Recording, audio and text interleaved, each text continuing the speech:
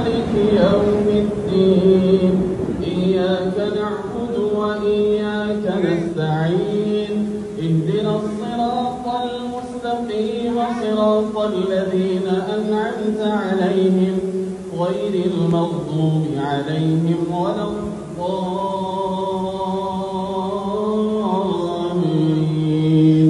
آمين. الله الذي يرسل الرياح فتثير سحابا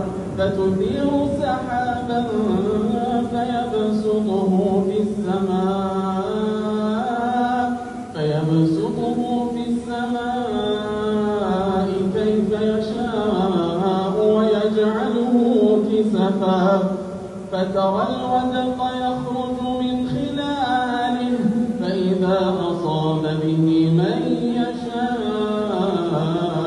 من عباده إذا هم يستبشرون وإن كانوا من قبل أن ينزل عليهم من قبله لمبلسين.